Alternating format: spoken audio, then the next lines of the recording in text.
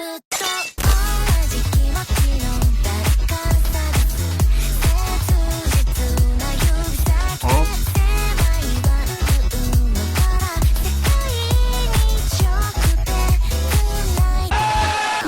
you may have heard of this internet personality thanks to your Twitter newsfeed, or you've seen some videos talking about some controversies he was a part of. But let's start from the very beginning and talk about how we all got here. This is the story of Quiet, and why you shouldn't abuse your status as an e-celeb, or else it'll backfire to you later on in life. Quiet, also known as Tyler Gardner Works. How the fuck do you pronounce his last name? He's a half American, half Filipino who started his YouTube channel on the 2nd of December 2012, where he apparently made gaming skits and a house tour video. 朋友是一个坚韧不拔的纪录片。 The main aspects of his persona are the shades and the green hoodie. But before that, he used to just hide his face by keying a black box to it thanks to his editing software. And the reason he hides it is due to acne. According to the internet personalities FBS Diesel and Blue Stank, his older videos have either been made private or removed entirely. And currently, his oldest video is his Content Cop video, in which his channel started gaining more traction. Why You Can't Win a Content Cop currently sits at 2.9 million views. Moving forward with his channel, he started doing more and more commentary videos or YouTuber-related videos, in which the website's algorithm loved at the time, since I honestly discovered him through that Content Cop video years ago. Thanks to him leaning more into commentary and getting views from it, he started gaining more and more YouTuber friends, which would be one of the factors on why he experiences downfalls in his career. After successfully conquering YouTube with commentary and, I guess, typical YouTuber music, he started to branch out again, but this time, he was branching out to other platforms while still making content on YouTube. He decided to also make content on Twitch, thus the start of his streaming arc. I'd say this is where his real downfall began. Nah, I'm kidding. I just hate myself and hate a lot of streamers or VTubers. I'm looking at you, Nanners. Anyways, Quiet debuted as a streamer or as a VTuber on Twitch on the 8th of February 2021. If you don't know what a VTuber is, you're looking at one right now. Now that we have that definition out of the way, alongside being a new VTuber on Twitch, he uploaded a highlights video on his second channel, Quote, on the same day he debuted, where he would do typical streamer things like play games, just chatting, or collab with some of his friends live. Due to him collabing with certain content creators, you can tell that he was close friends, or at the very least, part of their friend group. Now that you know all of that, let's get to the juicy part of the video. The controversies. I'll be talking about two controversies in which Quiet was directly involved in, so bear with me here. Let's start off with the first one, the Slazo controversy. Slazo is an Australian YouTuber who's known for his commentary videos and previously his montage parodies. On the 10th of June 2019, Slazo's ex-girlfriend, who goes by the name of Che, posted a tweet longer accusing Slazo of being manipulative and sexually abusive. Now, I would love to go in depth into this controversy if this video was about Slazo, but now we're gonna take a look at the fellas who basically, or for lack of a better term, backstab on Slazo. With my apologies. Those who believed in his ex without letting him explain his side. There are a lot of people, and I mean many, who decided to believe Che, including but not limited to I'm Alex, Senior Pillow, Wilbur Suit, Meow Riza, Whis, Lord Bung, Hyojin, and last but not least, let's have a little bit of drumroll. Right. Slazo posted a video later on explaining his side, and surprise, surprise, the accusations were fake. Twitter, being the hellhole that it usually is where context basically goes on to die. And that's exactly what happened. The quote-unquote sexual abuse was actually consensual. Many of Che's statements were indeed lies.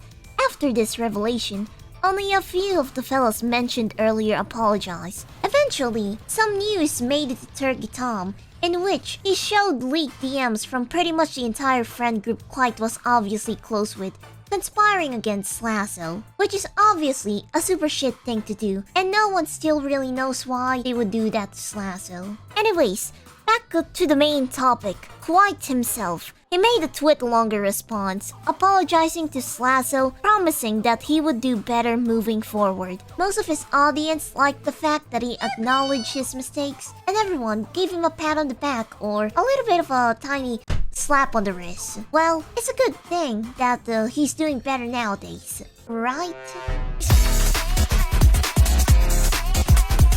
Arion, a 23-year-old transgender, broke his silence on Twitter that he was raped, emotionally abused, dead name, called slurs, and gaslit into silence for 6 years by Quite. He claimed to have discovered Quite when he was still a small channel, garnering only less than 500 subscribers. Arion wanted to make art for Quite, and as he stated, he was essentially the one behind his persona, along with some sprites here and there. Just to note, back then, Arion was not yet diagnosed with autism and BPD, in which he is now. As time passed, they grew extremely close with one another.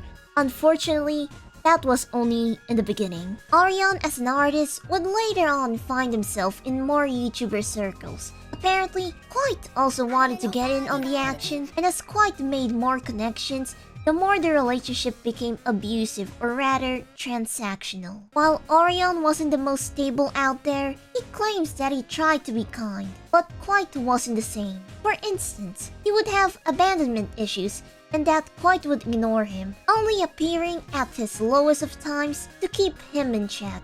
Other forms of Quite's abuse include being passive-aggressive towards Arion when he's of no use, in which he'll proceed to be lovey-dovey only when he's convenient to him. Because of his memory issues, Arion would be gaslit by Quite. Most of their conversations would be kept in Skype, since the messages there get deleted over time. They would then meet up in real life, wherein Arion wasn't allowed to take photos of Quite, but vice versa is allowed. At their next real-life meeting, the alleged worst thing happened. In the back of his own car, Arion would be raped by Quite. Months passed and the relationship grew more and more abusive. Apparently, this is not the first time Arion came out with the abuse allegations or the rape allegations. He did come out previously, but Quite's fans attacked him because of it. Eventually, they were able to set up a call for the purpose of quote-unquote reconciliation. But what happened was more gaslighting and more abuse, despite there being an apology at the end of the call. Arion believes it was insincere. Other than the evidence from Arion, everything that happened during Quite's time as a no-face commentary YouTuber seems to point that his latest controversy or him being a rapist might be true. We can never be too sure about it though unless Quite releases a response, because we don't want another Slazo situation, right? Huh? That's what the kids call epic fail. Well, never mind. Looks like we got another Slazo situation. The video was originally supposed to end there, but Quite finally responded to the allegations after almost radio silence for a while. I'm not gonna go into detail with his long response video because you'd be better off watching the actual video Quite made. Now, without further ado, I hope you all are ready for dessert. Basically, all the claims Orion made against Quiet were debunked in the video. Orion is a manipulative, lying, malicious, hypocritical cunt. A lot of the stuff we blame Quiet for were actually stuff he did himself. For instance, Quiet supposedly crossed Orion's boundaries by raping him, right? Well, that happening is impossible due to Quiet having sexual anxiety and him getting assaulted himself in the past. Orion was the one who kept crossing Quiet's boundaries. Orion seemed receptive, except just 10 minutes later I have to tell him to stop again because he was telling people I was a bottom and that hadn't clocked to him as personal. It was a bit frustrating, but again, I let it go. Orion kept sending Quiet flirtatious or sexual messages. He also kind of forced Quiet to kiss him. Keep in mind that the man didn't want a romantic or intimate relationship with Orion, but the boundaries kept getting crossed, both in real life and in text messages. Another instance of Orion lying and being hypocritical is when he claimed Quiet is transphobic and used slurs in the Google document. As you can see here in the screenshot, he was the one using slurs and putting himself down, not Quiet. Other than being hypocritical, Orion can be an envious bastard when it comes to Quiet. Quiet being friends with other people, he ends up being petty and trauma dumping to Quiet, which sadly happened a lot during their friendship or weird relationship. When Orion listened to the podcast that day, the conversation I had with the guest sounded too good. Essentially, I had gotten along with them so well that it made Orion scared I wouldn't be his friend anymore. In other words, the sight of me having other friends or even being friendly with other people came off to Orion as a threat to our friendship. Speaking of their relationship, it was not at all transactional, since Quiet turns him down every time Orion tries to make it transactional. Quiet being successful on YouTube, him trying to take credit for Quiet's success. Yes, it is true that Orion made sprites for Quiet, but he didn't make his YouTube persona. Here's proof of Quiet having that persona before he was big, or before he was getting some YouTube views. This is a deleted video of mine from 2016 celebrating 500 subscribers. How y'all doing? Hello and welcome to my 500 subscribers special. As you can see, I've put in a lot of effort to ensuring that the audio quality of this video is top notch. A time and milestone I hit a month before ever first speaking with Orion. This isn't the first time Orion tried to tear down Quiet's reputation due to jealousy or malice. He tried to drag in mutuals into the personal situation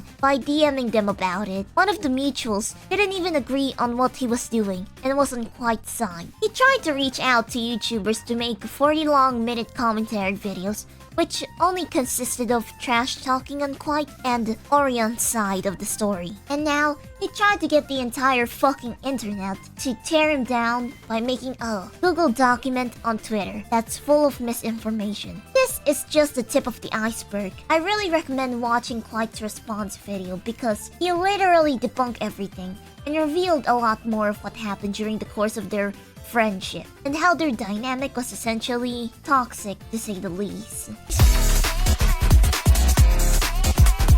Due to what we previously talked about, Quiet is currently not sure if he still wants to pursue YouTube, and only time will tell if he'll continue being a content creator.